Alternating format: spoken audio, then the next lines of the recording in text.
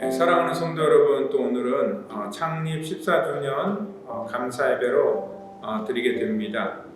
저희가 주일 전에 이 영상을 만들기 때문에 사실 그 예배 현장에서 저희들이 계획하고 또 준비한 또 특별한 찬양이나 또 성찬이나 또한 그 임직식 또 그리고 특별 축하 여러 순서 같은 것들 그러한 것들이 영상에는 담기지 못합니다. 그렇지만 오늘 이 시간에는 그때와 동일하게 말씀으로 이 시간 같이 은혜를 나누려고 합니다. 오늘 또 이렇게 영상을 통하여서 또 하나님께서 여러분들의 섬기는 그러한 삶의 터전과 가정 속에 또 하나님의 그 동일한 은혜가 오늘 이 주일날에 여러분들의 삶의 현장 속에 부어지기를 원합니다. 이 시간 우리 다 같이 주 앞에 묵상하며 나아갈 때에 우리 11월 7일 우리 창립 감사 예배로 하나님께 영광 돌리기를 원합니다. 다 같이 묵상합니다. 우리 각 사람에게 그리스도의 선물의 분량대로 은혜를 주셨나니 그가 어떤 사람은 사도로, 어떤 사람은 선지자로, 어떤 사람은 복음 전하는 자로, 어떤 사람은 목사와 교사로 삼으셨으니 이는 성도를 온전케 하여 봉사일을 하게 하며 그리스도의 몸을 세우려 하십니다. 우리가 다 하나님의 아들을 믿는 것과 아는 일에 하나가 되어 온전한 사람을 이루어 그리스도의 장성한 분량이 충만한 데까지 이르리니 오직 사랑 안에서 참된 것을 하여 범사에 그에게까지 자랄지라. 하나님 감사합니다. 특별히 지난 모든 우리들의 삶의 여정 속에 우리 하나님께서 함께 하셔서 정말 아버지 하나님 시간마다 주의 은혜로 우리에게 하나님 힘들고 어려운 인생의 여정 속에 함께하여 주신 것 감사합니다. 14년의 여정 동안 하나님께서 풍성한 은혜를 부어주셔서 또한 아버지 하나님 교회에 부흥 있게 하시고 또 수많은 영혼들이 이곳에서 주를 기뻐하며 같이 예배할 수 있는 믿음의 공동체로 세워주신 것도 감사합니다. 하나님 우리의 모든 삶 속에 임하신 그 하나님의 능력이 오늘도 예배 속에 부어지기를 원합니다. 상한 심령들을 위로하시고 오늘도 하나님의 말씀으로 온전하게 세워지는 구별된 복된 예배 될 수 있도록 하나님 축복해 주시옵소서.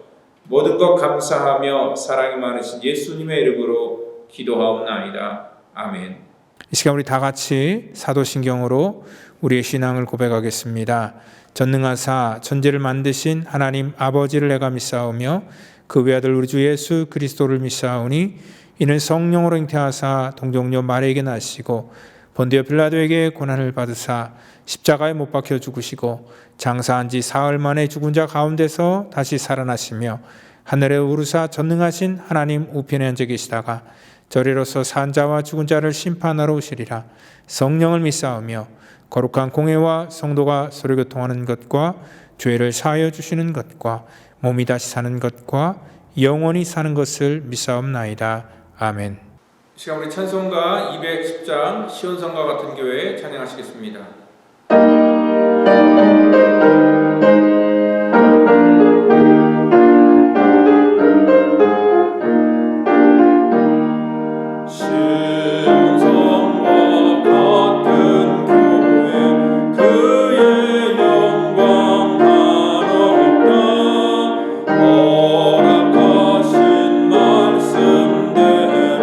주가 친히 세웠다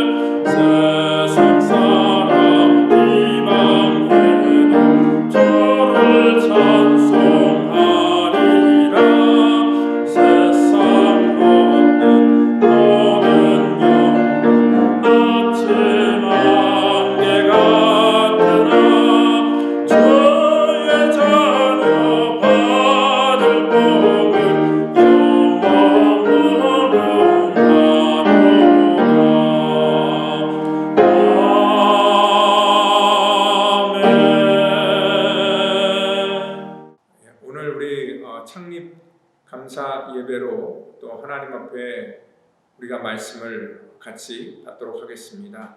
말씀은 우리 에베소서 우리 4장 우리 13절, 우리 14절, 우리 9절 말씀 되겠습니다. 에베소서 4장 13절, 14절 같이 말씀 받겠습니다. 우리가 다 하나님의 아들을 믿는 것과 아는 일에 하나가 되어 온전한 사람을 이루어 그리스도의 장성한 분량이 충만한 데까지 이르리니 이는 우리가 이제부터 어린아이가 되지 아니하여 사람의 속임수와 간사한 유혹에 빠져 온갖 교훈의 풍조에 밀려 요동하지 않게 하려 함이라. 아멘. 이 시간에 우리가 본질로 돌아가는 것이다는 그런 제목으로 우리 하나님의 우리에게 주시는 그런 말씀을 같이 나누도록 하겠습니다. 우리 작년에 창립 13주년 우리가 예배를 드릴 때에 그때 앞으로 이제 한 몇 개월 정도만 버티면은 이러한 팬데믹 상황이 다 종료가 될 것이다 라고 그렇게 어떤 그 희망을 가지고 우리 작년에 창립 예배를 드렸는데요. 1년이 지난 지금 이 시점 속에도 아직 이 팬데믹의 사실 상황은 종료되지 않았습니다. 이번 상황은요, 어떻게 보면은 인류 전체의 역사 속에 굉장히 중요한 그러한 사건으로 기록될 것이고요. 우리는 역사의 증인들로서 지금 그러한 그 역사의 한 그 복판에 우리가 살아가는 자들입니다. 이러한 그 팬데믹 상황은요, 많은 것들을 변화시켰습니다. 특별히 교회의 사역이나 또한 이 땅의 모든 살아가는 삶의 그러한 근본들을 많이 흔들고 바꾸어 나갔습니다. 도대체 이 코로나19 팬데믹이 지난 다음에 교회는 어떻게 변할까? 그러한 것들에 대해서 교회들마다 많은 고민을 갖고 있고요. 또한 우리도 그러한 것들에 대해서 질문을 가지고 이렇게 신앙생활을 하고 있습니다. 그런데 이 팬데믹이 아직 끝나지 않았지만 이 팬데믹을 통해서 우리가 깨닫고 또 새롭게 우리가 배웠던 것들이 많이 있습니다. 이것은 뭐냐면요, 이번 팬데믹을 통하여서 본질에 충실했던 교회와 또 본질에 충실하지 않았던 그런 교회, 그리고 또한 성도들도요, 본질에 붙들려 있던 성도와 비본질적인 것에 붙들려 있던 성도가 명확하게 구별되어지는 그러한 이 기간이었습니다. 인간은요, 참 어떻게 보면 어리석어서요, 또 이러한 좀 극단적인 상황이 우리 가운데 주어지지 않으면 이러한 본질로 돌아가는 것이 참 어렵다는 것입니다. 항상 우리는요, 모든 것들이 편안하고 또 우리의 삶이 윤택해지면은요, 이런 자기 착각에 많이 빠지게 된다는 거죠. 그래서 우리는 항상 이 본질을 놓치게 되는 그러한 실수를 범하고 맙니다. 그래서 때로는요, 우리 힘으로 어떻게 할 수 없는 이러한 팬데믹 상황이나 아니면 뭐 어떤 자연재해나 아니면 이 지구 전체를 뒤집었던 그러한 이 대전쟁, 세계대 전쟁 같은 그러한 큰 사건들, 지진이나 아니면 뭐 쓰나미나 뭐 이러한 우리의 생명을 위협하는 그러한 사건이 우리 가운데 올 때에 비로소 우리는요, 어떤 우리의 삶에 대해서 다시 되돌아보는 그러한 이 본질로 다시 돌아가고자 하는 그러한 기회를 삼기도 한다는 것입니다. 우리는 항상 이렇게 죽음 앞에서 결국 남는 것은 무엇일까? 그것이 마지막에 끝까지 변치 않는 것이 본질인데, 이러한 것을 우리는 꼭 그 인생의 마지막에 우리가 깨닫게 되는 어리석은, 또 우리가 늘 그것 때문에 후회하는 그러한 삶을 산다는 것이죠. 배가 풍랑이 심하여 요동칠 때는요, 그 배 속에 있어서 중요한 것과 중요하지 않은 것들이 나눠지게 되고요. 아무리 귀하고 소중한 것이라 할지라도 가장 중요한 것, 생명을 남겨놓고 나머지는 전부 다 바다에 내던져버려야지 그들의 생명을 구할 수 있는 그러한 선택이기에 그러한 상황이 될 때 분명히 그때는 본질적인 것과 비본질적인 것들이 나눠지게 된다는 것입니다. 그러한 면에 있어서 지금 우리가 살아가는 이 시기는요, 우리의 어떤 영적인 그러한 이 본질과 비본질을 우리가 구별하는 그러한 시간으로 삼으셔야 된다는 것입니다. 그 스타벅스의 창업자인 그러한 그 하워드 실츠는요, 2007년도에 On World라는 그러한 책을 통하여서 그 스타벅스의 경영 그러한 그 지침에 대해서 얘기를 한 적이 있습니다. 그러니까 그분이 사실 그 당시에 일찍 은퇴를 선언하고 그리고 그 사람은 경영에서 물러난 다음에 전체적인 그러한 그 글로벌 그러한 그 이 전략과 사업 확장에 이 뒤에서 다른 그러한 일들을 맡고 실질적인 그러한 경영이나 이런 모든 부분에서 떠났습니다. 그런데요, 스타벅스의 매장은 점점 늘어갔지만 그것이 어느 순간에 한계에 부딪혔고요. 그리고 더 이상 이 확장성이 스탑을 해버리는 그러한 위기에 놓이게 됐던 때가 있었습니다. 이러한 상황에 놓이게 될 때 기업가들은요 위협을 느끼게 되고요. 일선에서 물러났지만 그런 하워드 슐츠 그 CEO는 그러한 상황 속에서 다시 경영에 복귀하게 됩니다. 그래서 그 스타벅스가 직면한 그러한 그 위기를 감지하고 어떻게 이 길을 극복해 나갈까에 대해서 고민을 하게 된다는 것입니다. 오늘 그 사람이 결론을 내렸을 때는 뭐냐면 어떤 환경적인 요소 그러한 것이 위기가 아니라 그 사람이 진단한 것은 어떤 그 지표상으로 나타난 숫자가 아닌 그러한 그 기업 경영의 정신이 점점 희석되고 있고 사라지고 있다라는 그러한 판단을 내렸고요. 그래서 그 사람이 그 당시 어떠한 그 선택을 했냐면 미국의 7,100개의 매장을 일시에 닫아버리고 그리고 바리스타들을 교육하는데 다시 재정비를 하게 됩니다. 그로 말미암아 하루에만 매출이 그 당시에 한 700만 불 정도 손해를 감수해야 됐다고 합니다. 그렇지만요, 그것이 그 사람의 경영 철학이었고 또 그것이 다시 그 스타벅스의 어떤 그 본질로 돌아가는 것이 기업을 다시 회생시킬 수 있는 그러한 방법이기 때문에 그러한 선택을 그 사람이 했다는 것입니다. 또한 2018년도에는요, 그 스타벅스에서 그 온라인으로 팔고 있는 그러한 모든 이 포장 제품의 판권을 네슬레에게 한 71억 달러에 매각을 했다고 합니다. 그리고 한 400개가 넘는 그 당시 자회사였던 티바나라는 그러한 그 회사를 전부 다 닫기로 했고요. 그리고 머그잔이나 텀블러 같은 거를 파는 그런 온라인, 그리고 또한 아마존에서 파는 그런 모든 것들을 전부 다 스탑했다라고 이렇게 얘기를 합니다. 나름대로 기업 입장에서는요 수익성이 괜찮은 그런 사업이었는데 갑자기 그렇게 모든 것들을 다 매각해버리고 또 이러한 온라인 판매를 중지해버렸던 그러한 이유는요 다시 우리가 본질로 돌아가자라는 그러한 생각에 의해서 그러한 결정을 했다라고 이렇게 얘기를 합니다. 이 커피라는 것은요 특성상 어떠한 그 이 구매가 이루어지면은요 바로 그 자리에서 소비가 이루어지는 그러한 일들이고요. 그리고 대부분 보면 우리가 커피를 마시기 위해서 매장에 가서 픽업을 하게 됩니다.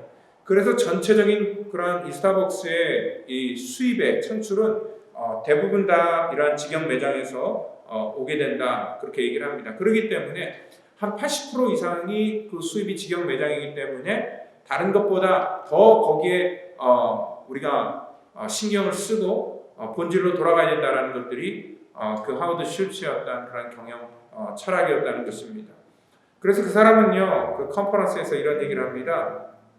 우리가 이러한 새로운 환경 속에서 우리 비즈니스가 성공을 하려면은 그 이 매장에서 고객들에게 이 스타벅스의 새로운 경험 같은 것들을 계속 해줘야 되는 것이고 또 그러한 서비스와 그러한 환경의 개선으로 말미암아 그들이 갖고 있는 경영은 그냥 커피 자체를 파는 것이 아니라 커피를 경험할 수 있는 그러한 공간을 만들어주는 그러한 일에 더 집중하게 되었다는 것이죠.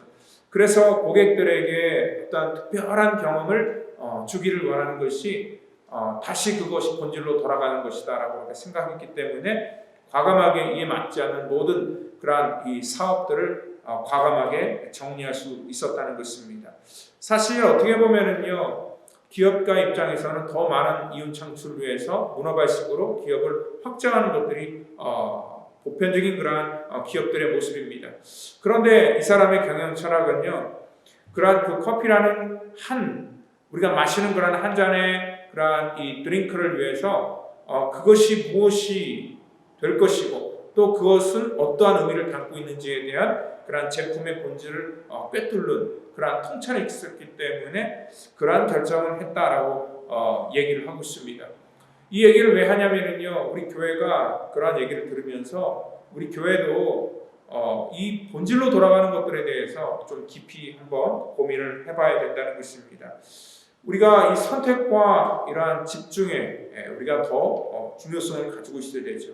왜냐하면 교회가 이렇게 대형 교회를 모방하면서 문화발식으로 많은 것들을 확장해 나가면서 정말 교회에 어떻게 보면은 이 본질적인 것보다 비본질적인 것들이 더 많은 자리를 차지하게 됐고요. 또 하나님의 말씀을 전하는 목회자가 어떤 본질보다는 이 비본질적인 것에 더 많은 시간을 뺏기고 그러다 보니까 자연스럽게 어떤 이 교회의 정체성이 점점 사라지게 되었다라는 그런 얘기들을 많이 하게 된다는 것입니다. 여러분들 그 하워드 슐츠는요 본질을 잊지 않기 위해서 그는 노력했었고 그리고 또한 항상 재정비를 통하여서 다시 본질로 돌아가야 된다는 그런 선택을 했을 때 비록 거기에는 많은 손해를 감내해야 됐지만 결국 그러한 선택을 통하여서 기업은 다시 건강하게 회생할 수 있었고 더욱더 많은 그러한 성장을 이어나갈 수 있었다라고 이렇게 얘기를 합니다. 고작 여러분들 마시는 그러한 커피 한 잔에도 이러한 기업가의 철학과 이러한 경영의 그러한 방침이 많은 그러한 생각을 우리 가운데 주게 하는데 우리는 이러한 마시고 그냥 없어져 버리는 그런 커피가 아니라 우리는 하나님의 복음을 우리는 갖고 있는 교회고요. 우리 성도들은 또한 주님께 부름받은 하나님의 거룩한 사명을 부여받은 사람들이기 때문에 우리는 이 땅 가운데 하나님께서 우리를 세우시고 또 교회를 이 땅 가운데 우리에게 허락하신 그런 이유가 무엇일까에 대해서 깊이 고민을 하고요. 우리는 다시 본질로 돌아가야지만 이러한 혼탁한 세상 속에서 이 교회의 정체성을 우리가 다시 세워나갈 수가 있는 것이고 또한 믿음의 정체성이 온전히 살아있어야지 하나님의 거룩한 일들이 우리 가운데 나타날 수 있다는 것을 여러분들 믿으시기를 바랍니다. 그래서 제가 팬데믹 기간에 깨달은 것이 있는데요. 인간은 그러한 그 특성상요 절대로 온라인 예배로 우리의 신앙이 지속될 수 없다는 것을 깨닫게 되었습니다. 특별히 우리가 은혜를 경험하는 것들은 어떠한 그 온라인에서 화면을 보면서 드릴 수가 없는 것이고요. 또한 거기서 얻어지는 그러한 그 은혜, 그러니까 현장에서 얻어지는 우리 가운데 주어지는 그러한 이 경험들을 절대로 그 온라인에서는 우리가 깨달을 수 없게 된다는 거죠. 이 믿음의 공동체 안에서 이루어지는 것들이 굉장히 많습니다. 그렇기 때문에 혼자서 신앙생활을 한다는 것은요, 사실 시간의 문제이지 결론적으로 보면 전부 다 죽게 되어 있다는 것입니다. 수많은 사람들이 처음에는 온라인 예배를 선호를 했고 또 나름대로 주어지는 그런 많은 시간 속에서 참 그것이 효율적이다라고 생각을 했지만 지금 거의 1년 6개월이 지난 이 시점 속에 우리가 돌이켜서 올 때에 그것이 효율적이지 않았고 또한 그것은 결국 우리의 신앙을 성장시키는 것이 아니라 퇴보시키고 우리의 믿음을 더욱더 약화시키는 그러한 요소로 만들었다라는 것들을 깨닫게 되었습니다. 또한 우리가 목숨 걸고 많은 사람들이 본질이라고 생각했던 그러한 교회 예배당 건물, 이것도 사실 이러한 그 팬데믹 상황 속에서 이 건물조차도 비본질적이었다는 것을 많은 사람들이 깨닫게 되었다는 것입니다. 그렇기 때문에 이런 환경 속에서 우리 교회는요, 과연 무엇이 본질인지를 다시 한번 각성하고 또한 이 교회 안에서 하나님께서 우리에게 주시는 그러한 이 본질의 사역으로 회복되어져 나가야 된다는 것입니다. 이 온라인 예배에서 현장 예배로 전환한 지 지금 저희 교회가 한 3개월, 4개월 정도가 되었죠.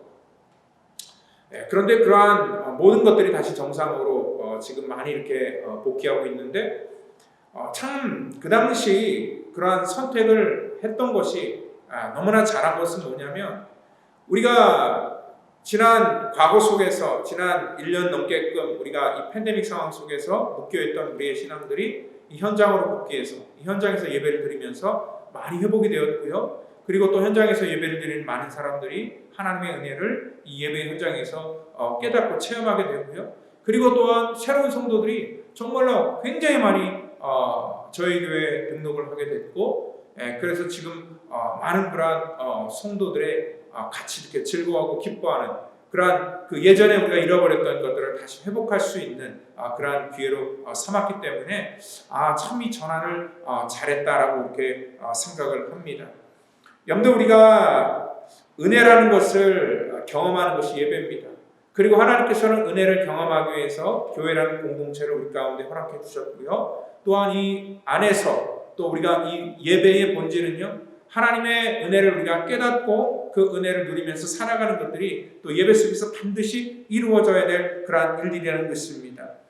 오늘 이 교회는요, 마치 우리가 커피 한 잔을 마시기 위해서 그러한 그 매장에 가서 그 분위기에 같이 어울리면서 그 분위기와 함께 커피를 마시는 것처럼, 우리가 하나님의 은혜는요, 이 현장에 와서 같이 우리가 예배를 드리고 또한 믿음으로 세워질 때에 오늘 예배 속에서 같이 찬양하고 또 같이 뜨겁게 기도하고 하나님의 말씀을 듣고 또한 같이 교제를 하고 또한 여러 가지 취미 활동도 같이 하는 그러한 이 믿음의 공동체가 활발하게 존속될 때 우리 속에 이 현장에서 느껴지는 그러한 새로운 경험과 은혜가 분명히 있다는 것을 우리는 지금 분명히 몸으로 체험하고 깨닫고 있다는 것입니다.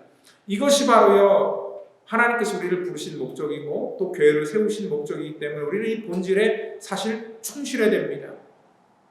물론 아직까지도 우리가 어떠한 개인적인 상황 때문에 현장에 복귀하지 못하시는 분들이 있고 또한 여러 가지 이유로 지금 다시 이렇게 우리 일선에 합류하지 못하는 그러한 사람들이 있지만 여러분들도 용기를 내시고 또한 현장으로 같이 조인하셔서 여기서 부어주시는 그런 풍성한 은혜를 같이 누리시기를 바랍니다. 우리는요, 이 현장 속에서 하나님께서 우리에게 주시는 그런 특별한 은혜가 분명히 있습니다. 그래서 그 은혜를 제가 또 이번에 창립기념에도 하나님께서 분명히 부어주시는 그런 은혜가 있는데, 이 현장의 그런 이 분위기나 이러한 영적인 그런 이 감성들 같은 것들을 여러분과 같이 나누고 싶은데 이 온라인상에서는 그것을 나누지 못한다는 것이 참으로 목회자로서 안타까운 그런 마음입니다. 그렇지만요, 오늘 이 시간에 여러분들 어쩔 수 없지만 우리가 다시 이 말씀의 본질로 돌아오셔서 오늘 우리가 하나님께서 교회를 세우시고 목사를 세우신 이유는 하나님의 말씀의 본질로 돌아가는 것이죠. 여러분, 우리가 지난주에 종교개혁 주일로 예배를 드렸는데 루터도 이 종교의 그런 개혁을 처음부터 그가 계획했던 건 아니라 그랬잖아요. 그가 본질에 집중했을 때 다시 말씀으로 돌아가야 된다. 그리고 말씀 가운데 우리 가운데 주신 그런 하나님의 음성을 듣고 그 말씀대로 우리가 온전히 순종을 해야 된다라고 그가 하나님의 말씀에 그의 모든 삶을 드렸을 때에 그 가운데 진정한 이 개혁이 일어날 수 있었고 또한 그 가운데 하나님 앞에 본질로 돌아갔을 때 하나님의 놀라운 역사가 정말 한 지역이 아니라 온 세상으로 그 역사가 전달되었다는 것을 우리는 분명히 기억할 수 있다는 것입니다. 이 철학에서는 보이는 그러한 세계를 현상이라고 얘기를 하고요. 또 보이지 않는 그러한 세계를 우리가 본질이다 그렇게 일컫습니다. 우리가 보이지 않는 것들이 본질이라고 철학에서도 얘기하는 것처럼 우리 기독교에서도 마찬가지입니다. 보이지 않는 것들이 사실 본질입니다. 그런데 교회가요, 자꾸 이런 본질을 놓치고 이 눈에 보이는 그런 현상에만 집중하려고 할 때에 이 교회가 온전한 그런 선택을 하지 못할 때가 참 많다는 것입니다. 성경은요, 우리 가운데 이런 본질에 대해서 말씀하고 있습니다. 특별히 이 복에 대해서 많은 사람들이 좋아하잖아요. 그래서 복에 대해서 얘기할 때도 마태복음 5장 3절부터 이 팔복에 대해서 나오는데 전부 다 그 복이 어떠한 복입니까? 눈에 보이는 우리가 원하는 그러한 그 현상에 나타나는 그러한 복이 아니라 이 본질적인 복에 대해서 얘기를 하고 있죠. 그렇기 때문에 심령이 가난한 것, 그리고 애통하는 자가 복이 있다 얘기를 하고 또 의에 줄이고 목마른 사람, 또 온유한 사람, 여러 가지 이 복에 대해서 얘기를 하는데 그 복이라는 것이 전부 다 뭐냐면 이 본질적인 복에 대해서 얘기를 하는 것이지 우리가 이 땅 가운데 우리의 손으로 주기를 원하고 우리가 누리기를 원하는 그런 현상적인 복이라는 것은 우리가 눈을 씻고 찾아볼 수가 없다는 것입니다. 쉽게 얘기해서 돈 되는 얘기는 하나도 없다는 거예요. 전부 다 이 성경에서 말하는 그러한 복은 우리가 어떠한 그러한 이 존재가 되어야 되는 것인가, 그리고 어떠한 식으로 우리가 살아가야 되는 것인가에 대한 그런 가치관에 대해서 말씀하고 있다는 것입니다.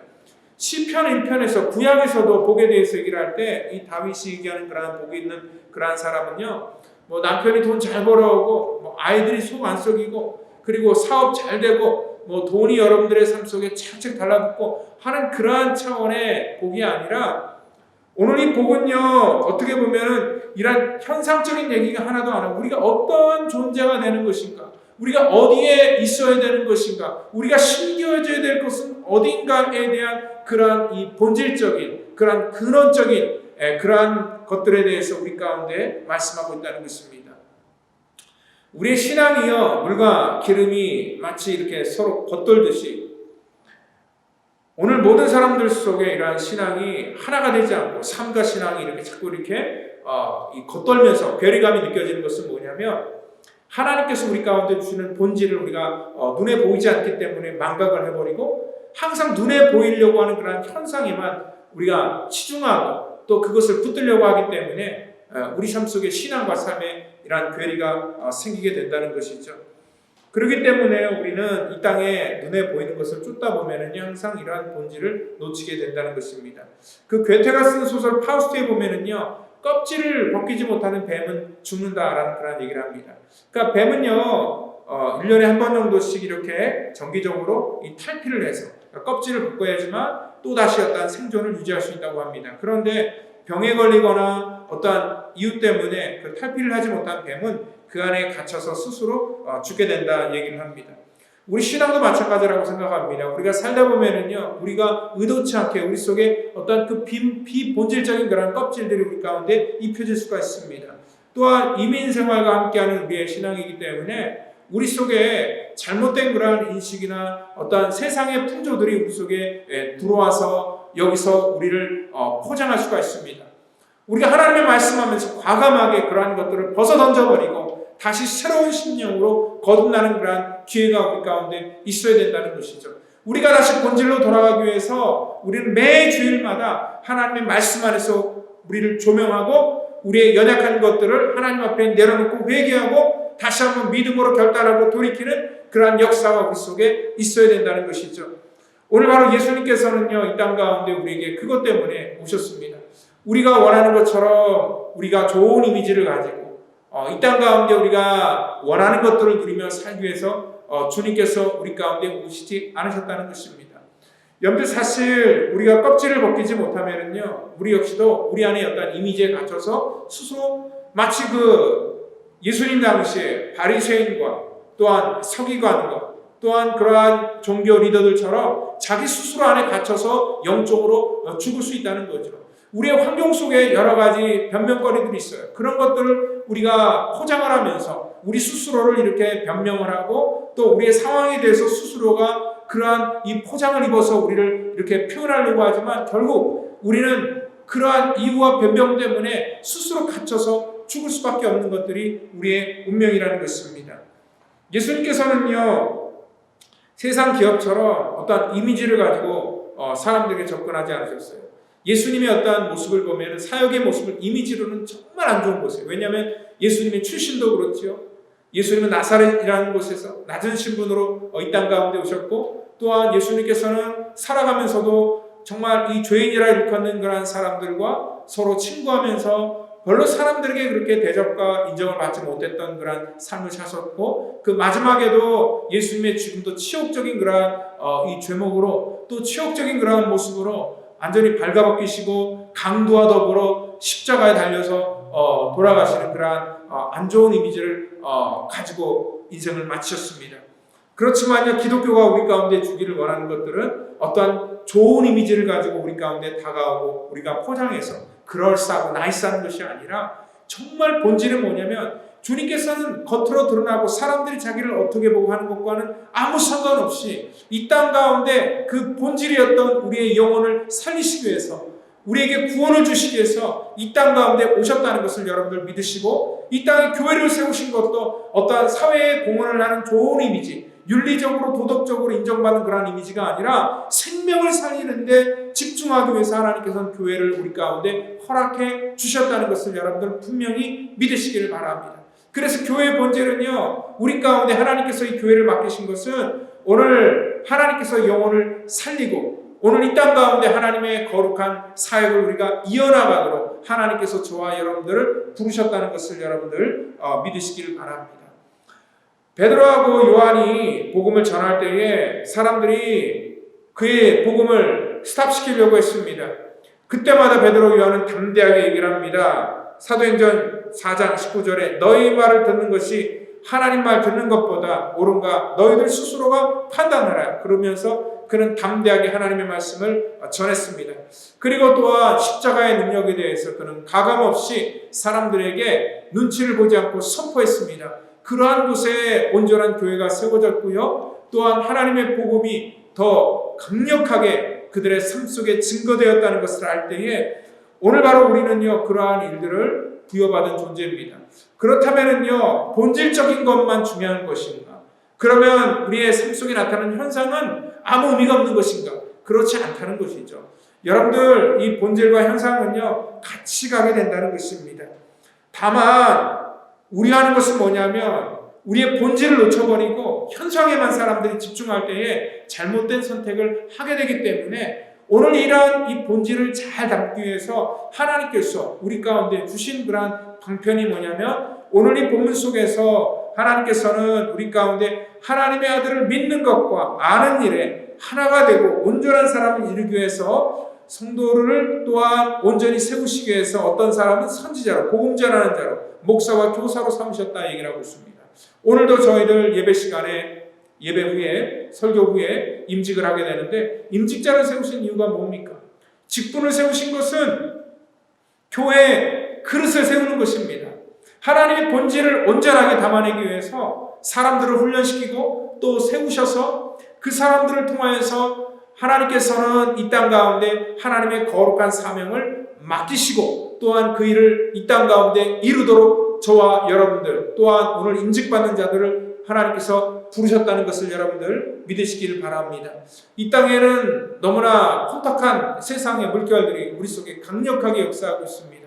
우리 아이들 세대 속에는 정말 뉴에이지 속에서 정말 이 포스트 모던 속에서 그리고 우리 아이들의 그런 그 환경은 전부 다 이 온라인의 어떤 그 게임 같은 거에 중독되어 있고 그리고 수많은 것들이 우리의 가정과 삶 속에 들어옴으로 말미암아 정말 우리의 영성이 완전히 피폐되는 그런 상황까지 놓여 있다는 것입니다. 이러한 우리들의 삶의 현장을 바라보면서 이것들을 그냥 우리가 가볍게 생각하는 것이 아니라 하나님께서 직분자들을 세우시고 오늘 성도들을 온전케 하기 위해서 저와 여러분들을 부르셨고 오늘 이 본질로 돌아가라고 하나님께서는 우리를 세우셨다는 것을 여러분들 분명히 믿으시기를 바랍니다. 그러기 위해서 우리가 오늘 말씀처럼 그리스도를 우리가 하나님의 아들을 믿는 것과 아는 일에 하나가 되어야 된다는 것입니다. 믿는 것과 아는 것 굉장히 중요합니다. 어떻게 보면 맹신이 아닙니다. 믿는 것은요. 우리가 정확하게 이 복음의 본질에 대해서 우리가 알아갈 때에 우리가 제대로 믿을 수 있다는 거죠. 지금 기독교가 이렇게 망가지고 이러한 상황 속에서 정말 이 팬데믹 상황 속에서 많은 사람들이 무너진 이유가 뭐냐면 이 본질을 붙들지 못하고 지금까지 비본질적인 것만 붙들고 그것이 신앙인 줄 착각하고 살았기 때문에 이러한 환경과 이러한 이 세상의 풍조 속에서 우리의 신앙이 무너지게 되었다는 것입니다.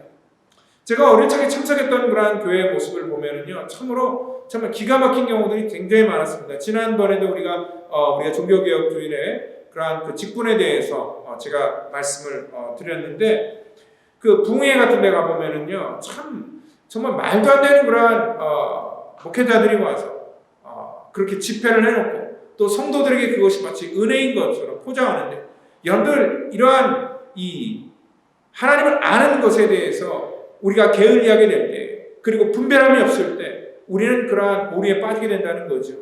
한때는 이런 일이 있었습니다. 헌금 이렇게 성도들이 부흥회 헌금 내잖아요. 그럼 그거 하나씩 놓고, 그 헌금 보면서 예언 기도해 준다고, 그래서 또 어떻게 또 이게 맞으면은, 저 목사 용하다고 얘기를 하고, 이러한 웃지 못할 그러한 해프닝들이 교회 속에 있었는데, 이러한 어떻게 보면은 이 원시 종교와 또 어떤 무속과 또 어떤 인간의 어떤 기대 심리, 이런 것들이 막 믹스되어서 이 기독교와 막 짬뽕이 된 것을 가지고 사람들을 세뇌시키고 그리고 마치 하나님의 일이 교회를 건축하고 이 쇠를 부풀리는 것이 마치 하나님의 일인 것처럼 그렇게 착각하고 살아갔던 그러한 시대가 있고요. 지금도 여전히 그러한 것들을 강요하고 또 그러한 것이 마치 정말 신앙인 것처럼 그렇게 믿고 살아가는 사람들이 너무나 많다는 것에 참으로 목사로서 안타까움을 느낍니다.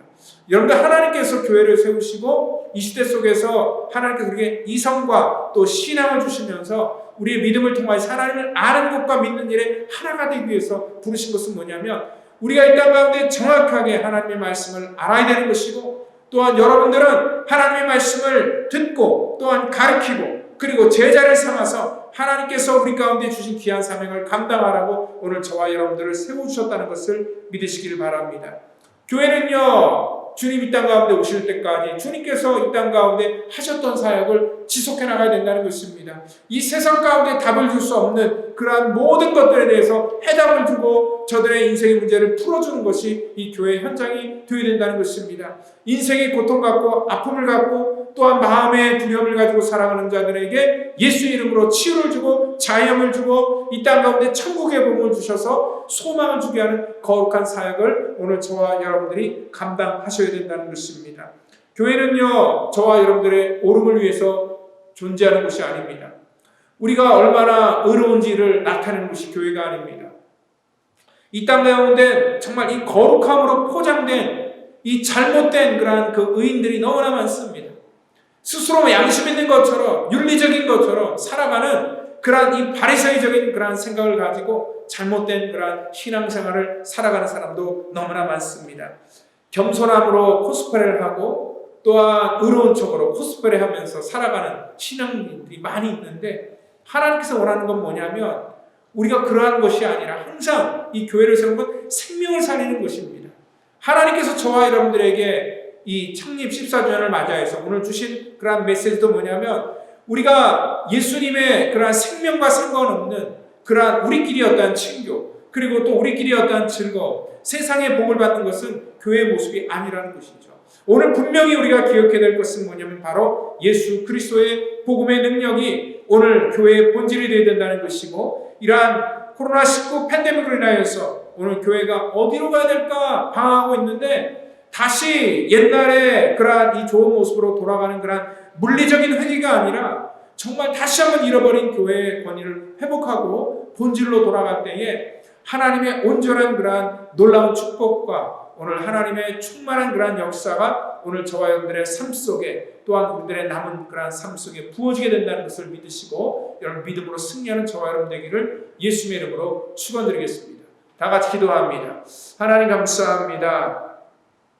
우리가 날마다 하나님 앞에 믿음으로 산다고 하지만 우리들의 가식적인 또 우리들의 살아있지 않는 그러한 거짓된 우리들의 고백들을 주님 이 시간 용서하시고 정말 아버지 하나님 앞에 우리의 모습 그대로를 오픈하며 하나님 우리의 이 잘못된 이 신앙의 껍데기들을 다 벗어버리고 하나님 그리스도로 우리가 새 옷을 입기를 원합니다. 하나님 정말 우리가 이 본질에 충실하는 교회가 되게 하시고 다시 한번 우리들의 삶을 하나님의 말씀에 비추어서 우리의 잘못된 것들을 회개하고 믿음으로 돌아가는 그러한 결단과 헌신의 역사가 있기를 원합니다. 하나님 지난 14년 동안 우리 펠로십 교회를 축복하여 주시고 말씀으로 설 수 있도록 하나님께서 인도하여 주신 것도 감사합니다. 하나님께서 이 교회를 통하여서 살아있는 하나님의 말씀의 권세를 나타내 주시고 예수 이름의 증거가 나타나는 그러한 거룩하고 건강한 교회 될 수 있도록 하나님 기억하여 주시옵소서. 모든 것 감사하며 사랑이 많으신 예수님의 이름으로 기도하옵나이다. 아멘.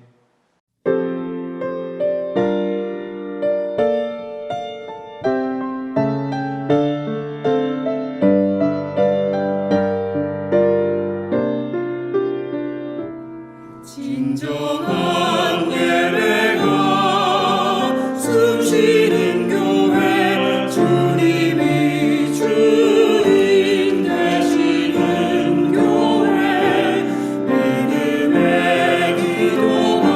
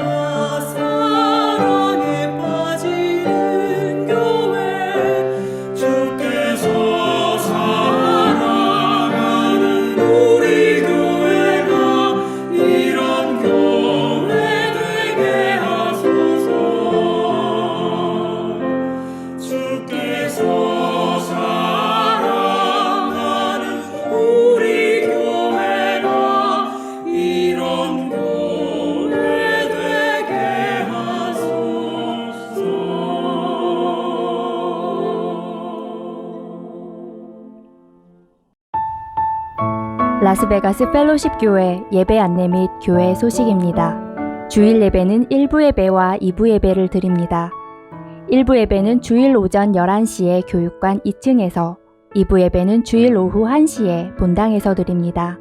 명의와 예배와 영어 예배 또한 주일 오후 1시에 교육관에서 드리고, 어린이 예배는 주일 오후 1시 코이노니아에 있는 어린이 예배실에서 드립니다. 청년부 모임 및 성경 공부는 주일 오후와 금요일 저녁에 진행됩니다. 또한 새벽 예배는 화요일부터 토요일까지 아침 6시에 본당에서 드리고 있습니다. 큐티 모임과 여러 가지 취미 공동체 모임이 진행되고 있으니 참여를 원하시는 분은 담당자나 사역자들에게 문의해 주시기 바랍니다. 매 주일 1부와 2부 예배 후에는 친교회 시간이 준비되어 있습니다. 함께 식사하고 교제하며 마음을 나누시길 바랍니다. 또한 이 친교회 시간에 성도들에게 식사를 대접하고자 하시는 분은 교회에 문의해 주시기 바랍니다. 운영위원회 모임이 11월 14일 오후 3시에 교육관 1교실에서 있습니다. 또한 추수감사주일인 11월 21일에는 성찬식이 있을 예정입니다.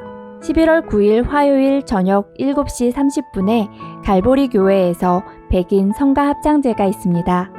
참석을 원하시는 분들은 배상환 장로님께 문의해 주시면 됩니다. 또한 큐티 모임에 참석하길 원하시는 분들은 교회에 신청해 주시기 바랍니다.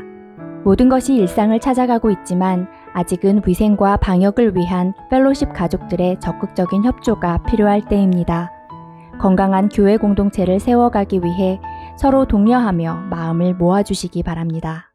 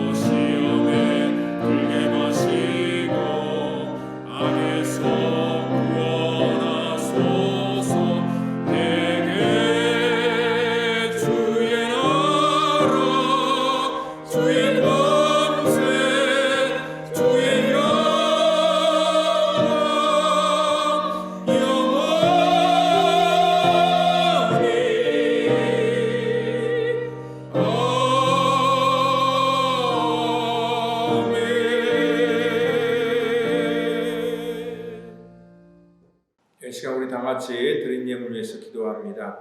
하나님 감사합니다. 하나님의 거룩한 성도들, 하나님 앞에 또 귀한 물질을 구별하여 드리며 이 물질을 통하여 하나님의 영광이 이 땅 가운데 나타나기를 원하오니 하나님 저들의 마음을 받아주시고 또 저들의 신앙의 고백을 받아서 하나님 저들의 삶 속에 들여서 부족하지 않도록 하나님 늘 축복하여 주시고 감사의 조건들과 삶의 기쁨이 넘치도록 우리 하나님께서 은혜를 더하여 주시옵소서. 이 땅 가운데 아버지 하나님 우리 펠로십 교회가 쓰임받는 교회 되기를 원합니다.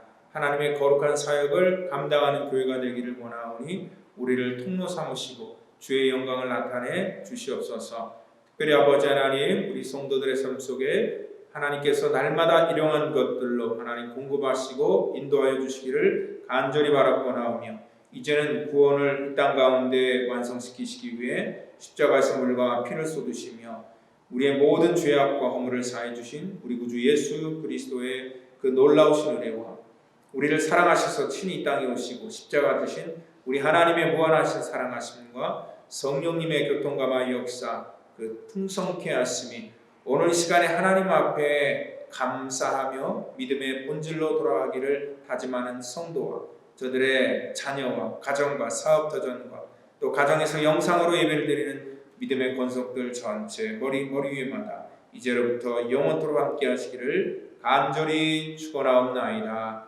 아멘.